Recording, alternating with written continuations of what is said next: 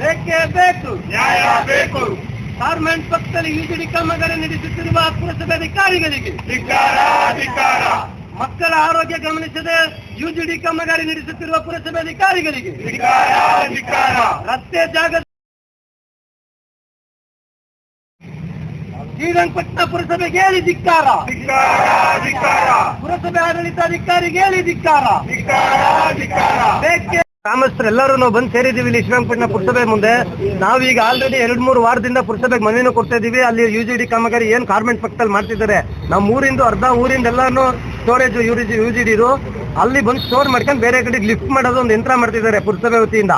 ಅಲ್ಲಿ ಏನಪ್ಪಾ ಅಂದ್ರೆ ಅವ್ರು ಮಾಡ್ತಾ ಇರೋದಕ್ಕೂ ಒಂದು 3 ಅಡಿ ಡಿಸ್ಟೆನ್ಸ್ ಅಲ್ಲೇ ಗಾರ್ಮೆಂಟ್ ಮಕ್ಕಳು ಕುಡಿಯೋ ನೀರಿನ ಬೋರ್ಲ್ ಐತೆ, ಆಮೇಲೆ ಕಾರ್ಮೆಂಟ್ ಐತೆ, ಒಂದು 500-600 ಜನ ಮಕ್ಕಳು ಓದ್ತವ್ರೆ, ಅಕ್ಕಪಕ್ಕ ಮನೆ ಐತೆ. ಜನವಸತಿ ಸ್ಥಳದಲ್ಲೇನೆ ಇವ್ರು ಊರಿನ ನೀರು ಯುಜಿಡಿ ನೀರೆಲ್ಲ ಅಲ್ಲಿ ತಂದು ಸ್ಟೋರ್ ಮಾಡ್ಕೊಂಡು ಬೇರೆ ಕಡೆಗೆ ಲಿಫ್ಟ್ ಮಾಡ್ತೀವಿ ಅನ್ನೋದು ಮಾಡ್ತವ್ರೆ. ಕೆಲಸ ಒಳ್ಳೇದೇ, ಆದ್ರೆ ಅವ್ರು ಮಾಡ್ತಾ ಇರೋದು ಜಾಗ ಸರಿ ಇಲ್ಲ. ದೂರದಲ್ಲಿ ಮಾಡ್ಲಿ, ಜನವಸತಿ ಇಲ್ಲದೆ ಇರೋದು ದೂರದಲ್ಲಿ ಮಾಡ್ಬೇಕು.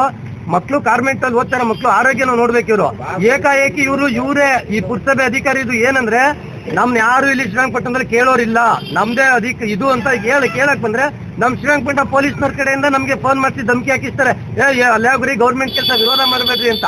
ಇವರು ವಿರೋಧ ನಾವು ಮಾಡ್ತಾ ಇರೋದು, ಅಲ್ಲಿ ಇವ್ರು ಒಳ್ಳೆ ಕಾರ್ಯ ಮಾಡ್ತಾ ಇರೋದಕ್ಕೆ ನಾವು ವಿರೋಧ ಮಾಡಲ್ಲ, ಆದ್ರೆ ಅಲ್ಲಿ ಮಾಡ್ತಿರೋ ಜಾಗಕ್ಕೆ ವಿರೋಧ ಮಾಡ್ತಾ ಇದೀವಿ.